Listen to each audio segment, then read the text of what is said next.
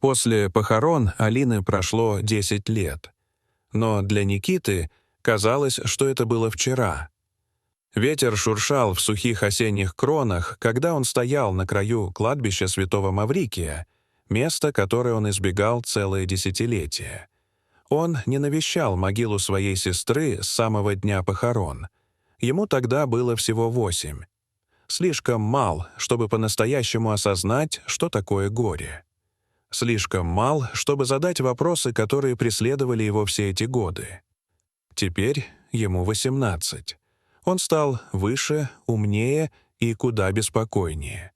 Никита вернулся не с цветами, а с куда более тяжелым грузом — сомнением. Оно поселилось в нем после одного разговора, слов тети во время семейной ссоры. «Смерть твоей сестры — это не то, о чем тебе говорили». С тех пор никто не хотел говорить об этом. Мать начинала плакать, отец молчал. В доме не осталось ни одной фотографии Алины, ни одной ее вещи. Как будто ее вычеркнули из жизни. Это молчание породило у Никиты не просто подозрение. Оно стало бурей внутри него. И вот теперь, после многих лет, он решился. Хотел сам узнать правду. Солнце клонилось к закату, когда он подошел к могиле.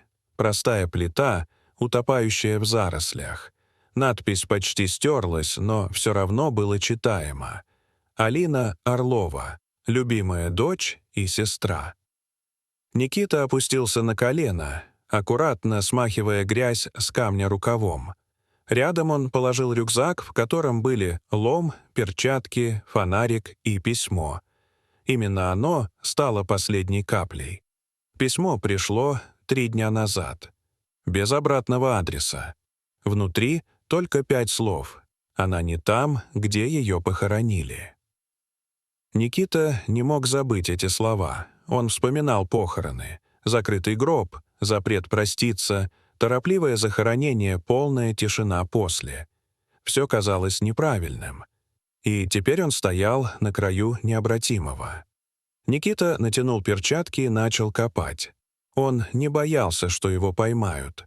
Это не был протест, не месть, только поиски истины. Он копал до изнеможения, пока дыхание не стало хриплым. И вот глухой стук. Дерево. Он откинул последний слой земли, и вот перед ним гроб. Руки дрожали, когда он вставил лом в щель и приподнял крышку. Она скрипнула. Глухо, как будто воздух застонал. Но внутри не было тела. Никита застыл. Лом выпал из рук. Гроб был не пуст. Внутри аккуратно разложенные вещи. Старый плюшевый заяц с одним глазом, фотоальбом с вырванными страницами и посреди маленький конверт с его именем. Почерк родной, с характерными завитушками на букве. Он открыл письмо. Там были 2 строчки. «Они не отпустили меня. Они заставили всех думать, что я умерла, но я все еще здесь». Его дыхание сбилось. Это была не шутка, не ошибка. Письмо настоящее. Он узнал почерк. Никита вытащил фотоальбом. Большинство страниц были пустыми, но на нескольких странные снимки. Черная комната, разбитое зеркало, в отражении чья-то тень. На одном фото девочка. Это была Алина. Она стоит перед заброшенным зданием.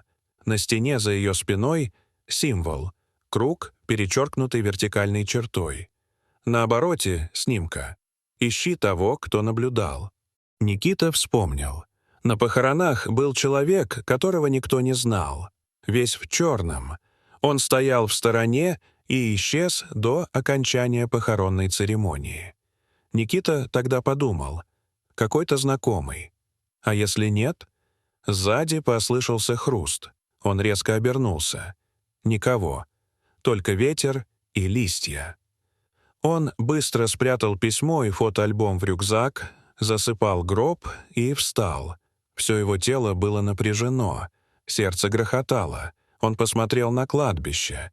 Оно вдруг показалось чересчур тихим, слишком пустым.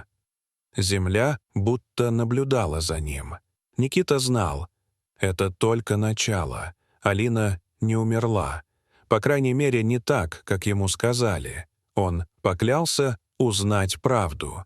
Он направился к краю кладбища. Но через дорогу он заметил тропинку, заросшую, скрытую в тени. Она вела в лес. Он вспомнил здание с фото. Заброшенная лечебница. Слухи ходили, что это психиатрическая больница, которую закрыли без следа. Ни записей, ни архивов. Как будто ее никогда не было. Может, туда ее и увезли? Никита пошел по тропинке. Туман сгущался, воздух холодел. Сквозь деревья показалось здание. Обвалившийся фасад, разбитые окна. Оно нависало, как древняя глыба. Из тумана вышла фигура. Тот самый человек, который наблюдал за похоронами Алины. Он не приближался, просто ждал. Никита шагнул вперед и закричал: «Кто ты?» Повисло долгое молчание, а потом прозвучал голос, глухой и тяжелый. «Тебе не следовало приходить, Никита?» Он узнал голос. Это точно был тот самый человек, который был на похоронах. «Где моя сестра?» — спросил Никита. Мужчина повернулся к зданию. «Она внутри. Она никогда не покидала это место». Он повел Никиту внутрь. Тот шел за ним, несмотря на страх. Здание было темным, мертвым, но внутри чувствовалась сила. Они остановились перед одной из комнат. Мужчина посмотрел на него и сказал: «Сначала ты не поймешь то, что увидишь, но ты должен это знать». Он открыл дверь. Комната. Пыльная, старая. И посреди — кровать. На ней лежала девочка. Это была Алина. Но не такая, какой Никита ее помнил. Бледная, неподвижная, словно застывшая между мирами. Никита подошел ближе, коснулся ее руки и почувствовал, как по телу прошел холод. Алина открыла глаза. Они светились. И прозвучал голос, искаженный, чужой. «Я пыталась сбежать, но теперь и ты не сможешь». Никита отпрянул. Голоса звучали вокруг. Шепот, эхо. Мужчина заговорил. «Это не больница. Это тюрьма для душ. Для тех, кого нельзя забыть, но и отпустить невозможно». «Почему она? Почему никто не сказал мне?» — спросил Никита. В этот момент земля затряслась. Ветер завыл. Свет замерцал. «Ты должен выбрать», — сказал таинственный мужчина.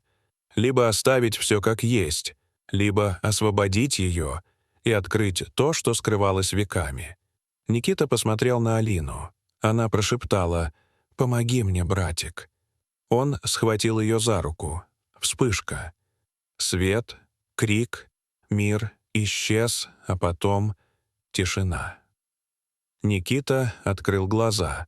Алина стояла перед ним. «Ты сделал это. Ты освободил меня», — сказала сестра. Он не знал, что будет дальше. Знал только одно — он не один. И впереди еще больше тайн. Дорогие зрители, хотите ли вы продолжение этой истории? Напишите, пожалуйста, в комментариях. А если вам понравилось это видео, то ставьте лайк и подписывайтесь на наш канал. До свидания.